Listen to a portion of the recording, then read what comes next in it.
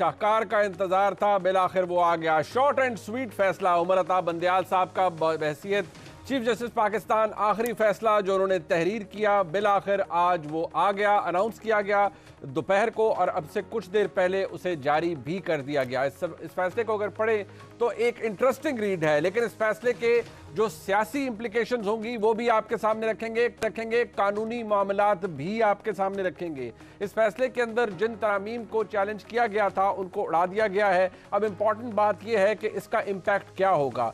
याद रहे कि सुप्रीम कोर्ट के अंदर इमरान खान साहब ने मुतअद्दिद दफ़ा, ये बात पहले भी उनकी जमात करती रही, लेकिन सुप्रीम कोर्ट के अंदर बिल आखिर इन तरामीम को चैलेंज किया गया जो कि नैब कानून के अंदर की गई। याद रहे नैब कानून के हवाले मुल्क की तमाम अदालतें, अगर मैं कहूं कि मुल्क की सुपीरियर जुडिशरी मुतअद्दिद फैसलों के अंदर पहले भी इस कानून के अंदर मौजूद सुकम को हाईलाइट करती रही है। नैब बहसियत इदारा एक ऐसा टूल के तौर पर, ऐसे टूल के तौर पर इस्तेमाल होता रहा है जिसकी मिसाल नहीं मिलती, और अदालती फैसलों तक में यह तहरीर किया गया कि इसे सियासी इंजीनियरिंग के लिए इस्तेमाल किया जाता रहा है। इंपॉर्टेंट बात यह है कि जो तरामीम की गई उससे पाकिस्तान तहरीक इंसाफ के बहुत से दोस्त खलवत में जलवत में कहते रहे कि 80% के करीब तरामीम ऐसी हैं जो कि दुरुस्त है, होनी चाहिए थी, लेकिन शहबाज शरीफ साहब के दौर में जो तरामीम की गई, पीडीएम हुकूमत के दौर में जो तरामीम की गई, उन्हें इस नज़रिए से देखा गया कि ये चंद ख़ानदानों के केसेस ख़त्म कराने और उनके केसेस को माफ़ कराने के लिए ही की गई हैं।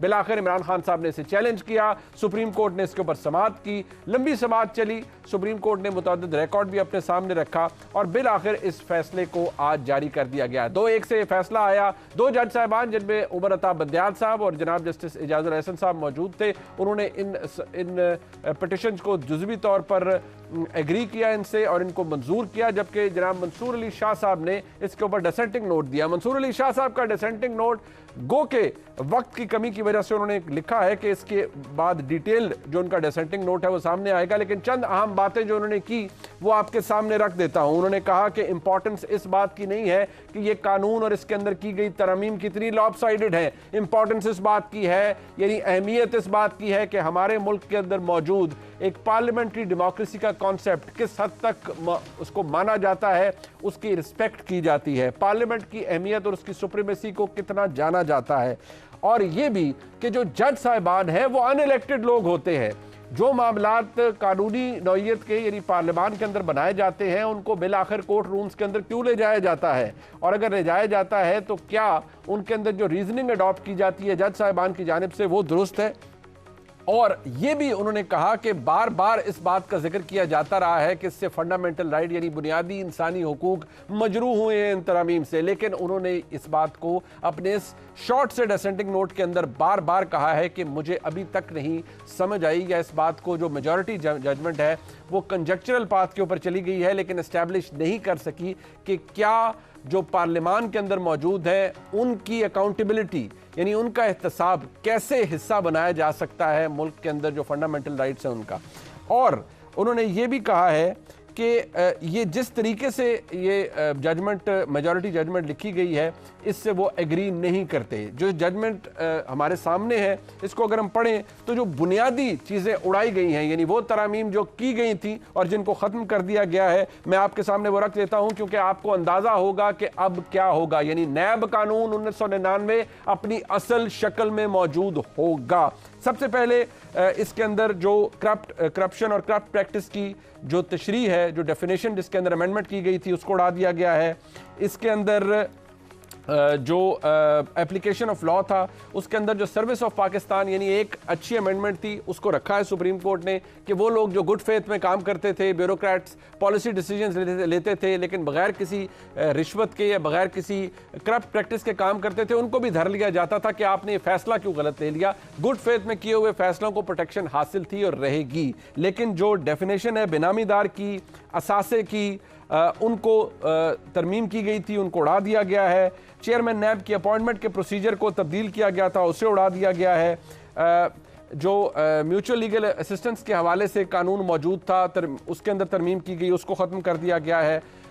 कहा गया था कि जो किसी भी शख्स की जो एक्यूज्ड है उसकी ट्रांसफर ऑफ प्रॉपर्टी जो है उसको वॉइड करार दे दिया जाता था, यानी वो नहीं हो सकती थी। अगर कोई एक्यूज्ड उसके खिलाफ अगर मामला चल रहा होता था उसे ओमिट कर दिया गया था, उसको निकाल दिया गया था। उस तरमीम को भी उड़ा दिया गया है। जो वॉलंटरी रिटर्न है यानी प्ली बार्गेन का मामला था, उसके अंदर भी कुछ तरमीम की गई थी, उनको भी कलअदम करार दिया है सुप्रीम कोर्ट ने। माफ़ी लेने ऑफ पार्डन के हवाले से जो कानून था उसको भी उड़ा दिया गया है, यानी उसके अंदर भी जो तरमीम थी उसको ख़त्म कर दिया गया है।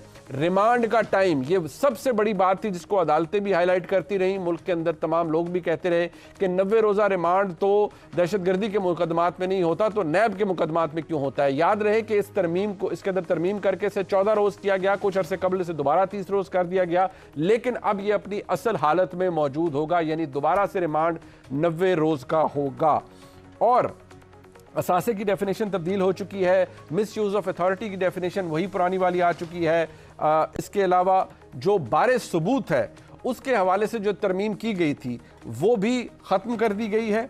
इसके अलावा जो प्रिजम्पशन ऑफ गिल्ट है, यानी तासुर वो कि जो किसी के मुजरिम साबित होने का या कोई शख्स अगर गिल्टी है तो जो उसके बारे में परसेप्शन अदालत बना लेती है, वो भी अब वही मौजूद होगा कि जो ओरिजिनल कानून में था, और उसको भी जो अंदर तरमीम थी वो ख़त्म कर दी गई हैं। ये ऐसी तरमीम 9 से 10 तरमीम ऐसी थी जिन्होंने पाकिस्तान की सियासत के अंदर बहुत से केसेस को मुख्तलिफ फोरम्स पर भिजवा दिया। केसेस ख़त्म नहीं हुए लेकिन केसेस मुख्तलिफ फोरम्स पर चले गए। लेकिन अब नतीजा ये होगा कि ये केसेस दोबारा वहीं पर से शुरू हो जाएंगे जहाँ पर थे।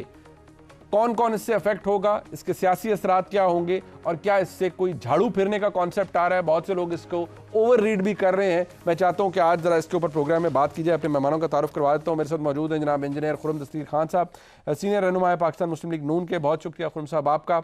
जनाब अहमद उवैस साहब वकील हैं, पाकिस्तान तहरीक इंसाफ के फॉर्मर एडवोकेट जनरल हैं और मेरे उस्ताद हैं, बड़े ज़हीन वकला में उनका शुमार होता है। बहुत शुक्रिया आपका अहमद उवैस साहब। जनाब जावेद चौधरी साहब हमारे साथ मौजूद हैं, मुल्क के सीनियर सहाफ़ी हैं, किसी तारुफ के मोहताज नहीं, मुल्क की सियासी तारीख को और अदालती तारीख को बखूबी जानते हैं। सबसे पहले खुर्रम साहब के पास लाना चाहूँगा। खुर्रम साहब, बात क्या, एक तो बात अभी अहमद उवैस साहब ने फरमाई कि यहाँ ये कैसे हो सकता है कि जो हमारे जो पार्लियामान के अंदर बैठे हुए लोग हैं वो जब इलेक्शन की बात आती है तो वो सुप्रीम कोर्ट की तस्दीक करते हैं। सुप्रीम कोर्ट कहती है इलेक्शन कमीशन को पैसे दो, वो नहीं दिए जाते। सुप्रीम कोर्ट के फैसलों को पार्लियामेंट की रेजोल्यूशन से अंडू कर दिया जाता है। तो ऐसी सूरत हाल में जो कानून बनाए गए या तरमीम की गई वो तो अपने खुद को फायदा पहुंचाने के लिए की गई, और अगर ऐसे कवानीन को अदालत स्ट्राइक डाउन कर रही है तो फिर ठीक कर रही है। जरूरी है यह करना बैलेंस क्रिएट करने के लिए। ये आज साबित हुआ एक बार फिर जो 2-1 का फैसला है कि इसी सुप्रीम कोर्ट के 2 मुख्तलिफ जजेस ने जो बात की थी, एक ने कहा था कि ये इंपीरियल सुप्रीम कोर्ट है, साम्राज्य सुप्रीम कोर्ट है, वो भी साबित हुआ। फिर एक ने कहा था कि these are politicians in robes, ये इंसाफ की कबा पहने सियासतदान है, ये भी साबित हुआ। और इसी कोर्ट के एक रिटायर्ड जज ने लिखा था साद रफीक के केस में कि पाकिस्तानी शहरियों के जो बुनियादी हकूक हैं वो नैब ने कुचले हैं। आज जस्टिस मकबूल बाकिर साहब ने कहा था जी, जो अदालत आलिया ने आज पार्लियामान के हकूक कुचले हैं, पार्लियामान की जो खुद मुख्तारी है उसको कुचला है। ये दुरुस्त मैं रिकॉर्ड कर दूं कि ये जो कानून है जिसको आज गैर आईनी करार दिया है, ये पिछले 5 माह पहले पास नहीं हुआ था। इसको पास हुए तकरीबन गालिबन 1 साल से ज्यादा। जी हाँ, बिल्कुल ऐसे ही है। ठीक है, तो लिहाजा ये वो जो जिस पीरियड का जिक्र किया है अहमद उवैस साहब ने, उसमें यही ये पुराना कानून पास हुआ है। ठीक है, और उसमें जो सवाल जस्टिस मंसूर अली शाह ने किया वो अभी तक कायम है कि जो आला अदालतें हैं उनका काम बैलेंस करना नहीं है। उनका काम पार्लियामान के जो भी मुहर्रिकात थे, जिसको अंग्रेजी में कहते हैं इम्प्यून ऑफ मोटिव, जी, उनका काम ये नहीं है इस पर गौर करना कि जी क्या मोटिव था और हम इम्प्यून कर दें और ये गैर कानूनी था। उनका काम तो ये था कि वो उसको जो परखना है वो मयार बड़ा सख्त है, बुनियादी इंसानी हकूक, सिर्फ उसकी बुनियाद पे कोर्ट किसी भी पार्लियामान के बनाए हुए कानून को गैर आईनी करार दे सकता है। कोर्ट ने आज अपने फैसले में ऐसा कोई काम नहीं किया। कंजेक्चर है, अटकल है, कयास आराई है और इख्तियारात नहीं, का बट ये बेजा क्यों किया इस्तेमाल गया है? है। नहीं, बट ये इख्तियार का बेजा इस्तेमाल आपके नजदीक क्यों किया? किसी को खुश करने के लिए किया गया? पिटीशन पाकिस्तान तहरीक इंसाफ के चेयरमैन की थी, वो खुद ज़ेरे अताब है।